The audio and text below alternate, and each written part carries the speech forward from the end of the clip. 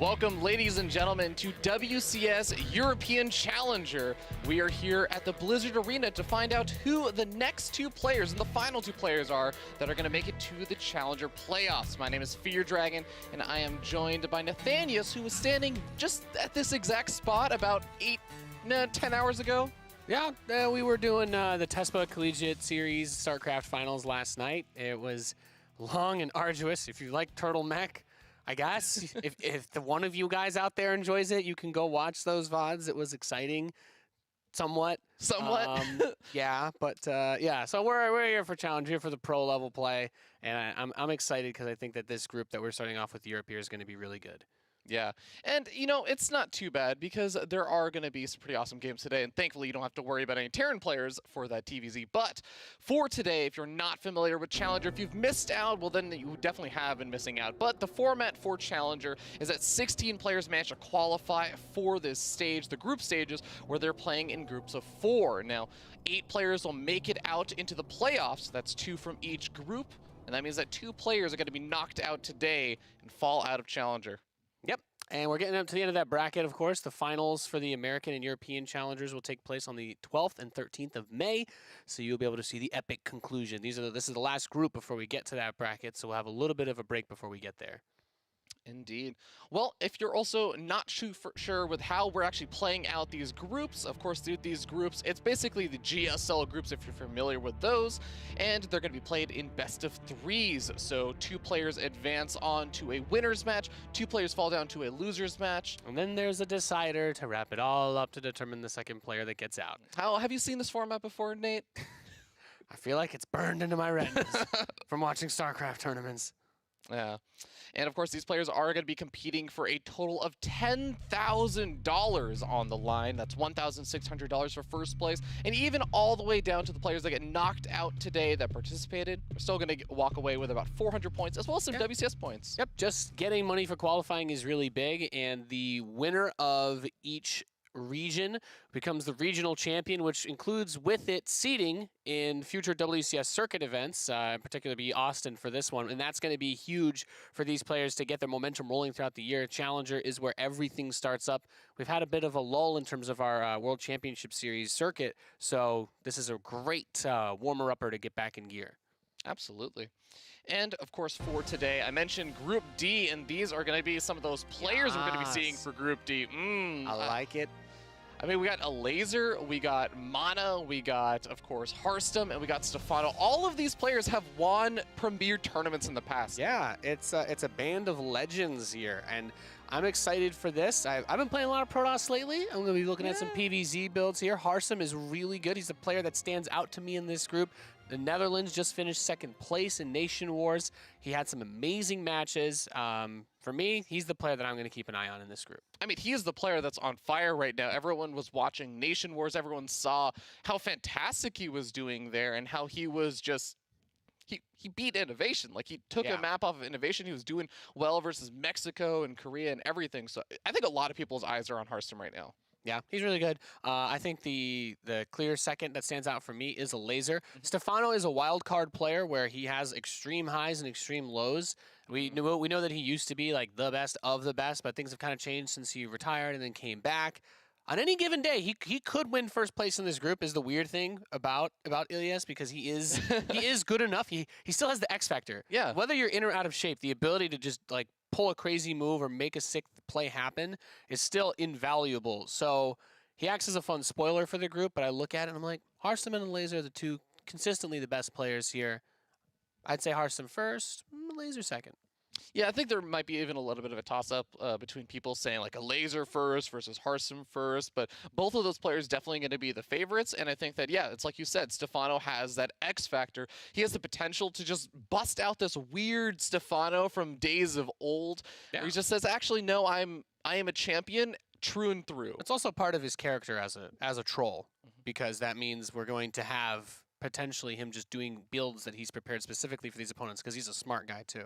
Yeah, well, our first match is going to be Elazer versus MaNa to get things started off with. These two players also really, really cool. I really enjoy this one because MaNa, I think he's been one of those players I've been a huge fan of since the super old days, back in Wings of Liberty beta and everything. He used to be known as the Gateway Protoss. Now, It was a long time ago for sure, but he's still one of those players that's been around for such a long time. And Elazer is, in a weird way, kind of one of the players that came up in like 2015, 2016. He had been around before that, but he never really saw the same success he did until past 2 years. Yeah, and that makes this group is just interesting because like MaNa has been a legend for so long. We know he's a DreamHack champion. He's been one of those guys that was the top of the European scene and had some amazing results in WCS Europe back in the day. But this group, he stands out to me as the player that has not had the big remarkable results lately. So I wouldn't be, it's not like it's surprising if he has that, if he's in shape enough to make it out. But versus these opponents who are doing so well, I would be surprised. And we have that first match now starting up. It is going to be Elazer versus MaNa. We're going to kick things off on black-pink. Yeah. And we're going to be starting in the bottom left-hand corner of the map, atop of the blue Protoss player. It is Team Liquid's MaNa.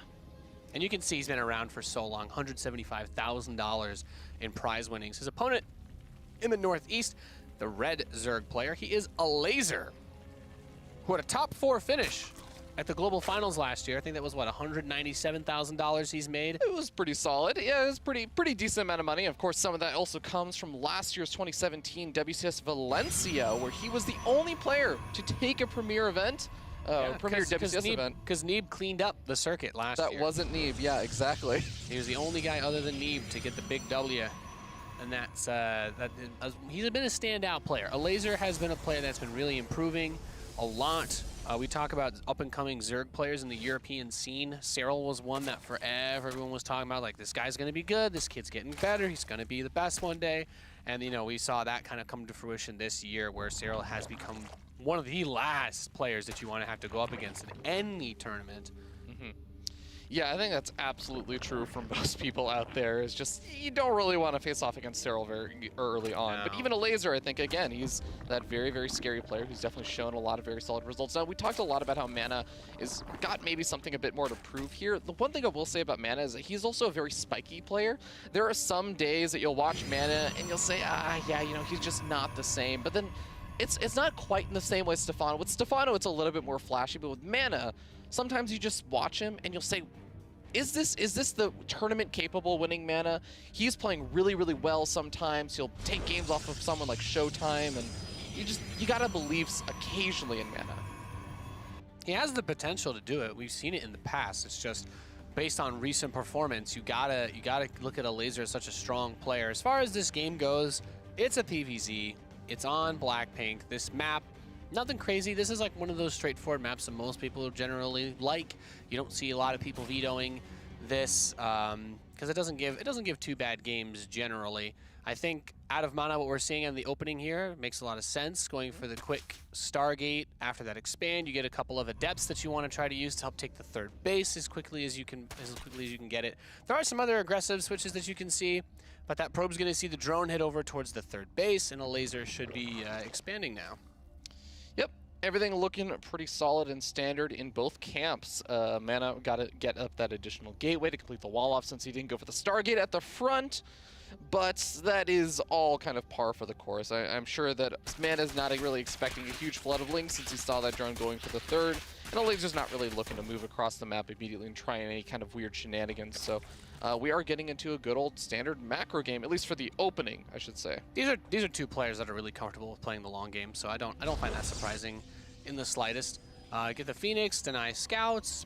We have seen some players open out of the Stargate openings with the follow-up straight towards like that one popular build with the Robo and the Twilight and the Charge and the Prism and the No Gas.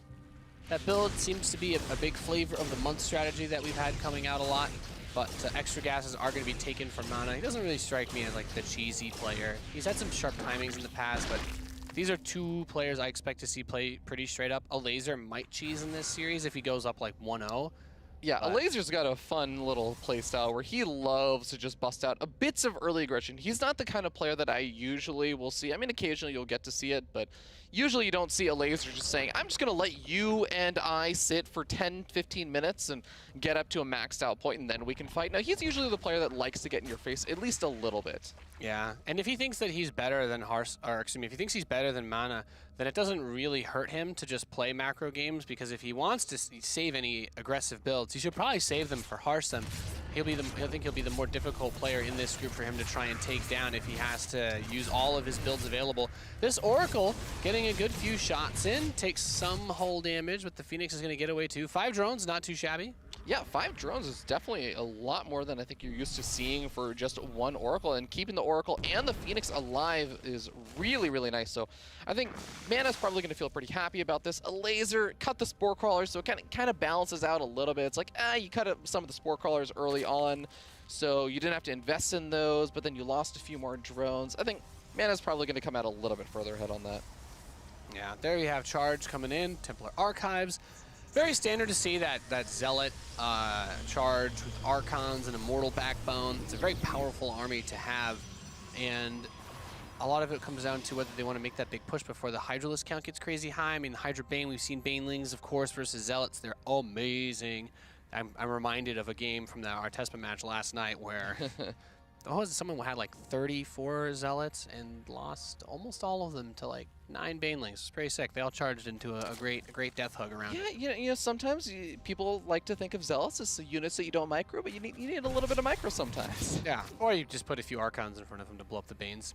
It's tough. Here the Archon drop is going to come out, so MaNa's going to try to get aggressive. You see, this is a pretty popular tactic. He's got that Zealot with the Adept blocking in the third, just wants to defend that from any Lings that might come by. And the Archons can get a lot of damage done here. Just need to make sure you don't lose them. Solid micro so far, no damage on the Prism. And also doing a good job preventing those Lings from actually poking into the natural. He's been able to do a good job of also defending that third base at the same time. So Elazer devoting a few extra resources to try and get some damage done, but unable to do too much. Yeah, and this isn't nice. I mean, for MaNa, he's making his progression very steadily towards where he wants to be, which is just getting that base count up. His charge is ready. The Zealots are good to go. And we have the Hydralisk leg upgrade coming in, as that Oracle is going to come right back. It has enough energy to revelate the army and keep tabs on where the Hydralisks are if he wants to. He chooses instead to place a Stasis Ward here. That's going to get knocked down pretty quickly, though. So not going to do too much with that. Keeps the Oracle alive, though, despite the Hydras being on the high ground over there to try and ambush that Oracle. So Elazer trying to set up some nice positions, but really I feel like MaNa's just, it's whenever the Protoss player just feels like they're in a very steady position where they're doing little bits of harassment, not really taking any damage, I really feel like the Protoss player feels a bit better, because the earlier stages of PvZ can sometimes be a little bit scary for the Protoss player in terms of, oh, I don't want to let my opponent just kind of spiral out of control and get into their good old macro groove, but I also don't want to lose to some sort of weird aggression. Yeah, it can be, it's terrifying. I feel very claustrophobic if the Zerg deals with everything effectively. Loses the Oracle, unfortunately, but Storm is on the way, +1 attack. And that Baneling Nest is going to start up, and this is where we get to that point where you want to use the Storm, push back the Banes, and have everything else just crush through the Hydralisk force.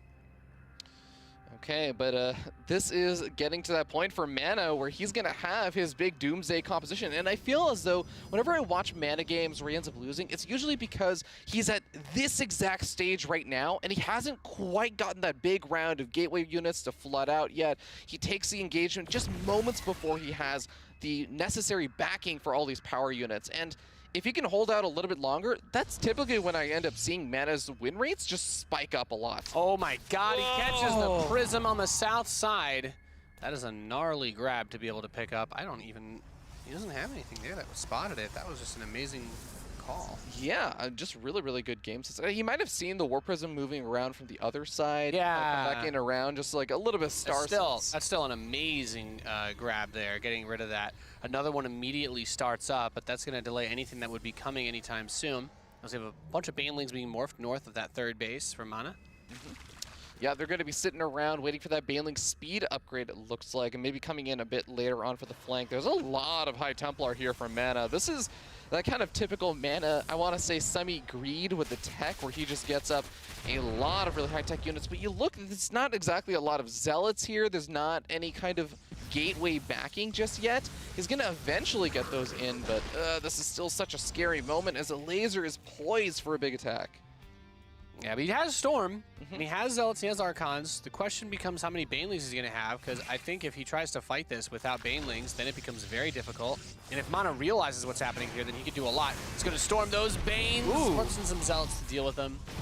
Yeah, well handled over there by MaNa. He only sacrifices, I think, 2 or 3 Zealots that he warped in to kind of create the wall in there for the Banelings so they couldn't get into the mineral line. And now these Banelings go down to the Archons. So any Zealot reinforcing Warpins that MaNa decides to go for are going to be a lot more effective, but more Banelings come streaming on into that third base, getting some juicy connections. That's rough. Blows up everything over in that expansion. 17 workers killed. Now that 4th base was also denied. And because he was warping in over there, I was just looking at this army like, where's the meat? Where's the support? Where's your Zealots to tank and get some damage on those Hydras now that the Banes are gone? And there are none. Elazer moving straight to the Greater Spire, and we're going to see him use Broodlords try and close this one out.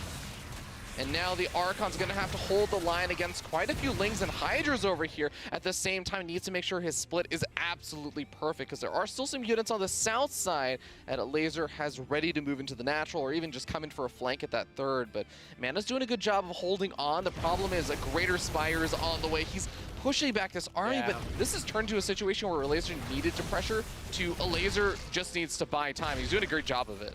Yeah, the biggest thing is we still have Immortals coming out. He's still worried about this Baneling harass that's been coming his way. And we know that the real thing he has to be concerned about is this Greater Spire. As the Broodlords come out, he doesn't have a Fleet Beacon, he doesn't have extra Stargates, he's not building Void Rays or anything.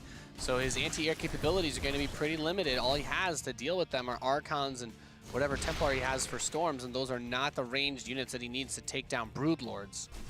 Well, these Zealots doing some pretty good damage. They managed to kill off a lot of drones over that bottom right-hand base that go after a Queen, gonna snipe off a few Lings, and just pull a Elazer back, which is gonna be actually, I think, very, very important for him, because now he gets an opportunity to clean up some of the creep spread, maybe open up some additional avenues of attack. He does go for an additional Zealot warp and tries to get that hatchery, but doesn't quite land the kill. Yep. So he's going up to 8 Broodlords. We have 4 done right now, 4 about to finish. And there's not really a whole lot that can deal with this. Like, he needs to just kind of catch him move commanding and drop some storms, but the Observer sees it, and he has nothing to deal with it. His only hope would be to build enough Archons that he can plow through the Broodlings and get under the Broodlords, but that should not be possible. This is a really difficult situation, because sometimes even if you can engage the Broodlords a little bit closer out in the middle of the map, you can buy yourself. Oh, what are you doing? Okay, well, this is the mistake. He needs to use those Broodlords as soon as he can get in range of the enemy units, and now he will eat a storm or two on them. But we see here the Broodlings do a great job of blocking the pathing of the Archons. This is what I mean by plow through. He actually does land a few more storms on the Broodlords. Those Hydralisks kind of got caught a bit, but the firepower in the end ends up being enough, as the Broodlords are not actually finished off by those storms, and now we see them do their thing, which is kill all of the ground units. And that's going to be GG. Elazer takes the first game in our first series of the day.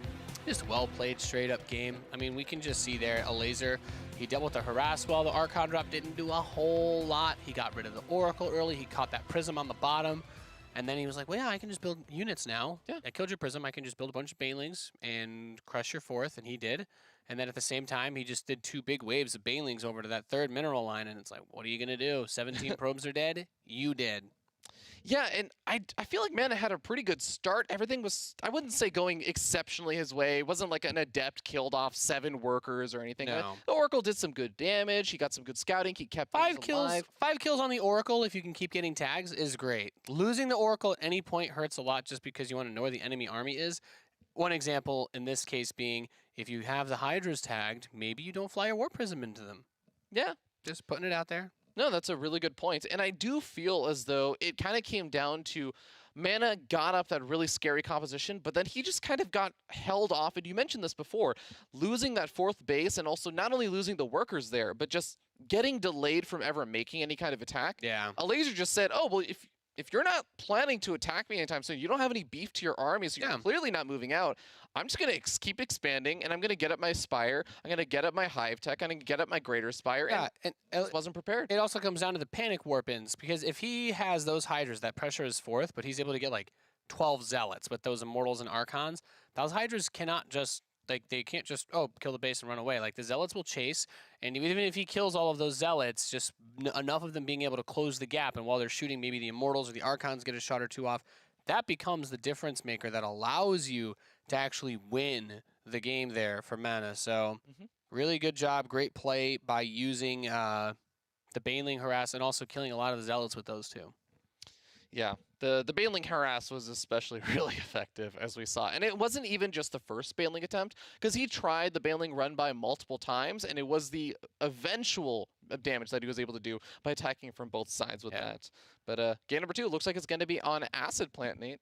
Yep, and another pretty straightforward map. I don't see this map as being, in terms of how it plays out, crazy different for PvZ versus something like Blackpink. I mean, we've seen Terran players make this map look dirty with the rock sieges and whatnot, but you just don't see those same capabilities. Like, the map has a couple different avenues for hitting the attacks on the sides. You have the gap areas on the low ground in the middle that aren't really contested too much until the game goes crazy long.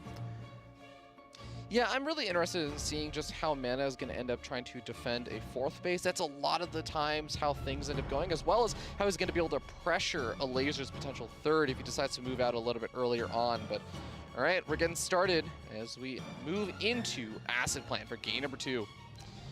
Down here in the bottom right, it's our blue Protoss players sitting down 0-1. It's MaNa. And he faces off against the Red Zerg in the Northwest, leading the series. He is Elazer. $192,000 Renos. Not bad. Yeah, Elazer has just been so good the past couple of years. It's been really cool to see him just rise up, because I feel like for a lot of people, he just rose up very suddenly back in 2016. Like, a lot of people were very surprised by his qualification for BlizzCon, and then not only that, but then beating his kind of arch nemesis at the time, Nurchio, and making it to the semifinals. He just had a sick run. Yeah, well, it was the conversation that we were having all the time, was the Polish players with the success that they had, and we saw players like MaNa making really deep runs when we had WCS Krakow and whatnot. So there were a lot of really sick games that came out and really helped develop that Polish scene, and that's how we've seen so many good players emerge from it too. And then, of course, you have Cyril, who's just like, well, now I'm just better than everybody. Yeah, Cyril kind of threw a wrench into all of the plans of, which nation's the strongest? But I guess Nation War sort of settled that recently. Nurchio and Elazer did a really good job of holding things together for Poland for a while. Yeah, I feel like Poland's just been really strong with StarCraft for a while, because they have Nurchio, they have MaNa as well, right? Yeah. Yeah, they've been pretty solid. Yeah, and Elazer. Like, just those guys competing against each other was enough. But Nurchio's slowed down a little bit in the last year. Elazer is still good. He had great results in 2017. That Valencia victory that you talked about, that top 4 at BlizzCon. You can't really be too unhappy with that, considering that his competition was Neeb, who pretty much slaughtered everybody until he got to the global finals. Yeah, that got a little bit difficult with Neeb, but yeah, he had about as difficult of a group as you really could have had, and he still made a run for it. But as far as this game goes, we've got our core done up at the front. The Adept's going to be chrono boosted out as the Queens come in, and it is going to be a Ling speed opening, so Elazer will have opportunities to clear the map, deny this probe from hiding anywhere, but also deal with the Adepts if they try to move forward, and maybe go for some aggressive play if he wants to shut down a fast 3rd. On this map, that 3rd is pretty far away from your natural expansion, which opens up the opportunity for things like run-bys or surrounding and focus firing down that 3rd base. A lot of things to stay on your toes for. And of course, the Stargate. What would PvZ be without Stargate? I love the Stargate, Ravi. I do enjoy the Stargate, but I'm always just a little bit sad whenever I see the Stargate plop down, because I'm like, maybe we'll see some of those Protoss players experimenting. We got our changes that we wanted. We were like, okay, Dude, maybe we can start doing something. As a Terran player, let me tell you, we don't want builds nerfed just because we want more options. We want builds nerfed so that our current builds just work better than they did before. Like, I've been playing a lot of Protoss lately, and let me tell you, there's few things more fun than building a Stargate, because you can't die to it. If you build a Stargate, like, nothing can kill you if you play it well. Like, the Phoenix will shut down a lot of early type play. If you scout something like Roaches coming from your 3rd, you can use Void Rays. Oracles can shut down Lings attacking your 3rd, but the Oracles can also, your Oracles and your Phoenix also scout the enemy while doing harass. Like, it's just, there's so many good reasons to build a Stargate that have nothing to do with early game defense as well. that makes it just, it's never a bad play. Like if you go for Robo and you build an Observer to scout and your opponent attacks you, you're like, oh, you know? But if you're building an Oracle to scout and your opponent attacks you, you're like, Oracle can shoot you. Yeah, Oracles have some pretty good DPS on the defense as long as they can stay alive. But all right, the Oracle is going to come out first this game as opposed to second, and this time with no early Phoenix. MaNa's hoping to maybe get a little bit of extra damage done. There's no drones over by the third just yet, but sometimes you can even just go after the larva. You can get some of the drones that are coming off of that production, but the queens are going to be meeting over by that third, denying too much damage from happening for now. Yep, that Roach Horn in the lair. Now the Robo and the Twilight come in as the follow-up. And the other nice thing about having that Stargate early on, which is ironic because this didn't happen last game, is if you make the scout on the Greater Spire, you can just say, oh, well, I don't have to wait to get my Fleet Beacon. I can just start the Fleet Beacon immediately, start 2 Stargates, and then you can make your transition into air if that's how you want to deal with it, of course. Yeah, and actually speaking of that kind of last game and just that Oracle and the utility of it in the later stages of the game, you'll remember that MaNa ended up losing his Oracle as well as also one of the Warp Prisms, and both of those are also tools for scouting in the later stages of the game for something like a Greater Spire. So if MaNa can keep those kind of tools alive a little bit longer, even something like a Phoenix can be useful. Oh, that sucks.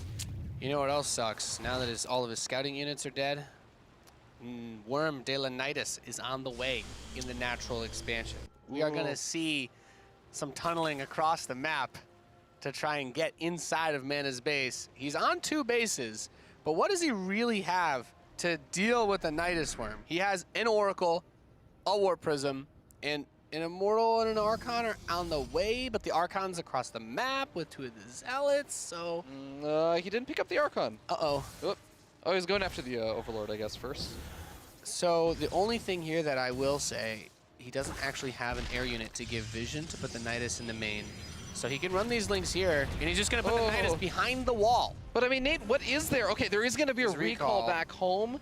So he's going to get an extra Archon and some of these High Templars, some of the Zealots. If he feedbacks the Queens that pop out to transfuse, that would be pretty gnarly. That's like the one thing I'm looking to see. Nidus is going to start to unload his bases, actually. That's so sick. That's such a cool move. Wow. The stasis trap preventing the queens from transfusing the Nidus Worm, keeping it alive. That's so sick. This was a big investment over here from Elazer to try and go for a kind of Nidus Worm play. Because remember, he didn't really drone up. He's only got 45 workers. He's going to try and make it work over here, but nope. MaNa locks it down a second time.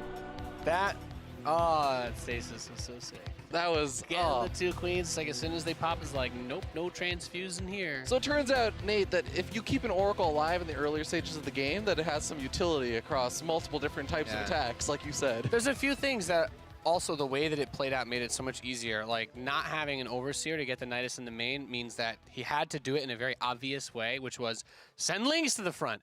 Of course, MaNa is going to look at his wall when the Lings come up to the front, and he's like, oh, kill the Lings. Oh, there's a Nidus there. Let me recall my Warp Prism. Whereas if the Nidus goes in the main, maybe he doesn't see it. It could be in the back, you know. He has to look at the mini-map and really notice that. And then if he recalls, they won't be right next to the Nexus. Like there's just a couple of like different things, but being able to make it happen that way was really good for him. And yeah.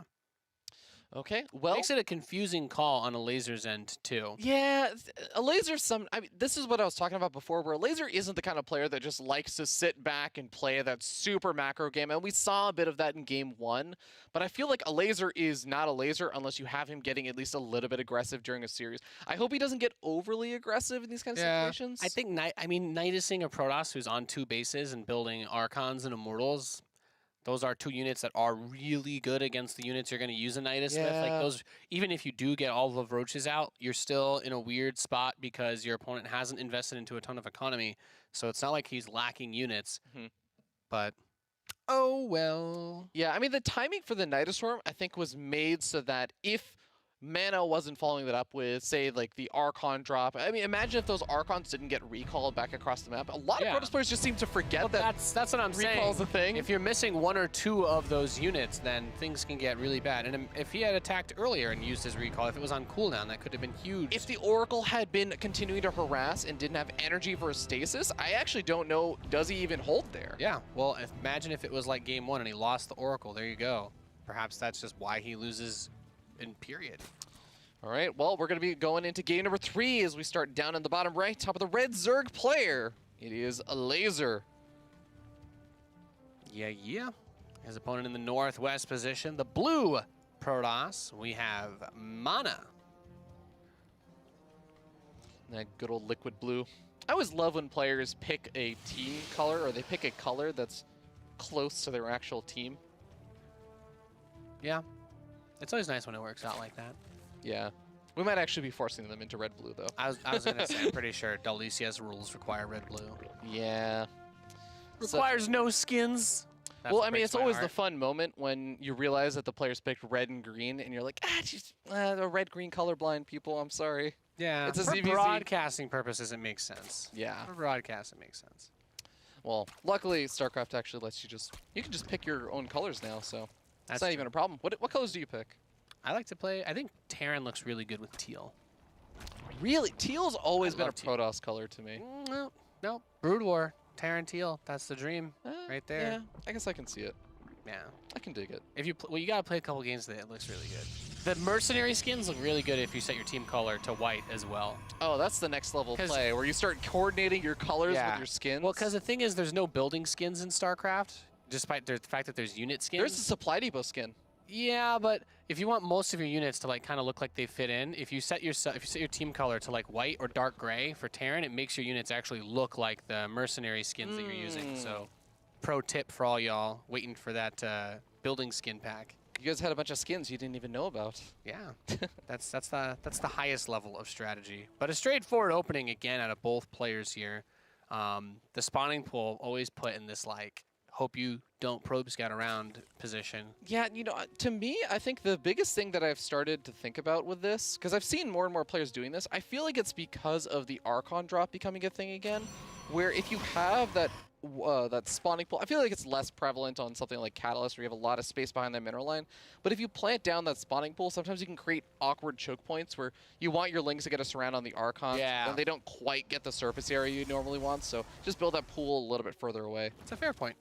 I don't mind it. It's always interesting. Like, there was a time period when people, like, if you did that versus Terran, then the Terran players just like, thank you for the bullseye for my drop. I don't know near the mineral line. I'm going to kill this off as soon as I pop in. And I still think that it's a target for eventual, like, Warp Prism play with Zealots. Well, this is where Protoss players start mixing it up, and they're like, I'm going to not do Archon drops. I'm going to do Immortal drops, and you snipe off the spawning pool.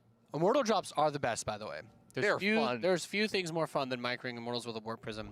My brain is already going back to that GSL match. You guys have had a few days to watch it now. I don't feel bad for you. The sort of Zest game, the one that I think it was the game on Eastwatch, where sort of it was very close to having it. And Zest, those Immortals with the Warp Prism, it's just dirty. It feels so dirty, especially versus Roaches. Oh yeah, because you're like the Zerg player's up 30 supply, but the Protoss player's like, no, this 8 supply will kill everything that you have. Yeah, it gets, if they microwave properly. Yeah, it gets some good damage done. And yeah, on the GSL thing, I just heads up, guys. Spoiler alert. It's fun to do. This broadcast is gonna have some spoilers. It's fun to do versus Terrans as well. Well, it's an official WCS broadcast, like Well, I've been told we're gonna be going over. Haven't happened, Yeah, we're gonna be talking about some of those GSL games. So, all right. Well, we got the Spore Callers coming down. The Adept just tried to come in and try to get some damage done, but ended up losing its life. It managed to kill off one drone so far. Totally not worth, but. Yeah. Like, a lot of Protoss players, you see, like, you built the Nexus at the 3rd base, you put, like, 1 or 2 pylons in a position that allows you to kind of choke up with the Adepts, so that a Ling Flood can't just come shut down your base, and you can use the 2 Adepts and the Oracle, and you can shut it down. When that pylon finishes, I mean, if you're a baddie like me, like, I'll just drop 3 shield batteries as soon as I can next to that warping in Nexus, and I'm like, good luck killing my Adepts.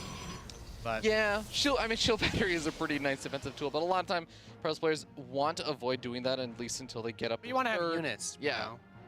And of course, MaNa is again that player that loves to just make sure he has the tech up, and that is going to be the Templar Archives once again, likely leading into that same good old Archon drop follow-up.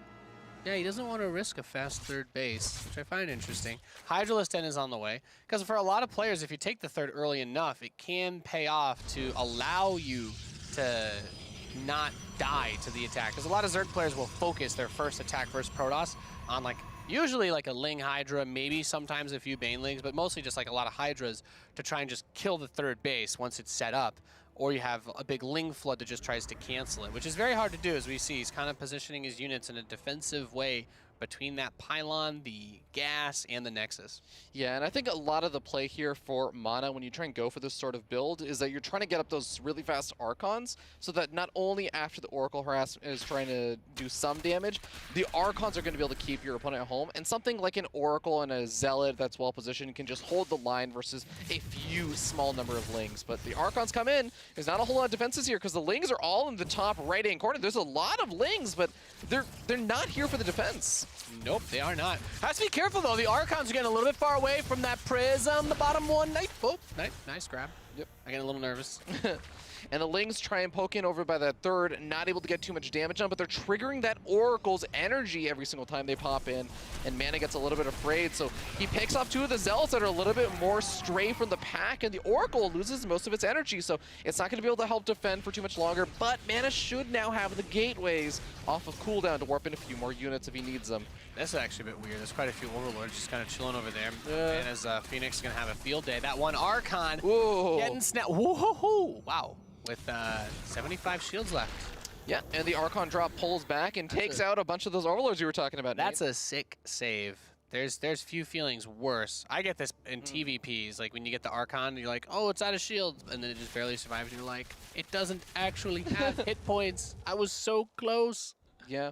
Well, the Archon will regenerate those shields now. 2.8 health per second, or shields per second. I know you were asking about this on the Tesper broadcast yesterday. Same as the Reaper combat. It is the same as the Yeah, it's Reaper 2.8 per second. Nice. Is that Blizzard time, or is that No, real no, time? it's 2.8 real seconds. It's actually 2 per second, but it's 140% Right, 'cause faster it's because of faster. Blizzard time.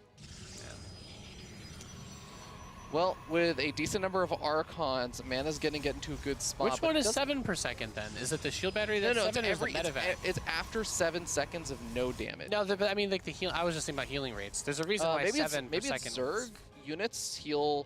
No, Zerg's heal a lot more slowly. Medevacs and shield batteries heal a lot faster than the regen ability. Oh, 7 a second?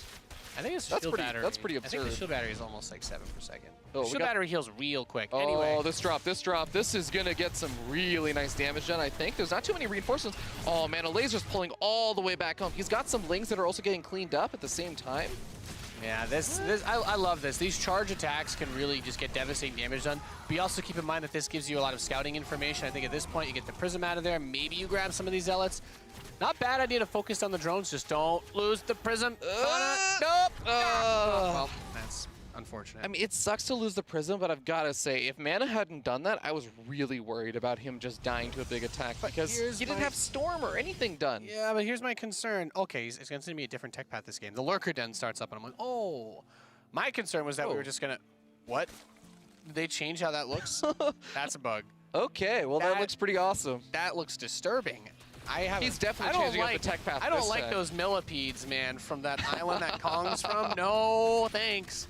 Oh, man. Well, Let's not look at that until it's done. I know, right? It's disturbing. Okay, well, the Hydra's going to be poking forward, trying to pick off some of these Zealots. At the same time, they also deny any hope of a fourth base, and he also tries to poke in. He's going to be able to pick off that Adept in a moment and go into the main base with the Storms, blanketing some of these Hydras as well as those Force Seals, really choking them up. Those are really nice Storms, but there's still so many Hydras here. And all the Zealot Warpins get used in the natural, but the Zerlies have made it into the main base. And the Hydras are collapsing on the Immortals, and Elazer is bowling over MaNa here. And I think we might see him get taken down. That Zealot wave finally makes its way over to the Hydras, but the Immortal has died. And now it's just Hydras versus Zealots with Ling support coming in. Forget about it. Oh, I mean, at this point, MaNa's already lost 37 workers. I'm not even sure if he's looked to his main base to realize that the Lings did make their way to the main base, because he didn't pull any of these probes. He was so busy with the main engagement that Elazer also was able to win. That's going to be GG. Elazer takes the first series of the day, 2-1. Not surprising for me. Really, I feel like that second game was also a little bit of a gimme on Elazer's part. Yeah. Going for the Nidus against a 2-base Protoss that has Immortal and Archons. I don't even know. Like, I think when the first one gets denied, you can also just... Like, I hate to say it because you usually don't have, like, a good tech follow-up to something like that, and maybe just an Immortal Archon push would have killed him. But I'm like, I feel like Elazer, he was pretty in control of what was going on this match the whole time, and he kind of just, like, wanted to flip the coin on the Nidus, and it just didn't work. But I still think that there was even an opportunity in that game for him. Yeah, I kind of know what you mean, and I do feel as though Elazer was still expected to win, so MaNa is not able to upset more than anything else, but MaNa still showed that he's in pretty good form. I think I heard that his win rate for PvZ is looking pretty good, so he still has another opportunity if he ends up facing off versus Stefano to play another PvZ. I do expect to see him go up against Stefano. That next match between Stefano and Harsum. Harsum is definitely the strongest player, at least to me in this group, from the games that I've seen of him lately. I like PvZ right now. I think that there's a lot that you can do, so I'm looking forward. And I don't think that Harsum would have too much trouble if he had a PvP against MaNa either. I mean, Harsum is looking pretty in form right now. This is hashtag year of Harsum. Yeah, so that's going to be the next match, Harsum versus Stefano. Okay, well, Harsum versus Stefano. That's going to be a very, very exciting match, as again, still two tried and true champions. But as we hop into that second match, next players are going to be there. We'll see you guys in a little bit with more WCS EU Challenger. This poor town has seen its share of trials. Now we face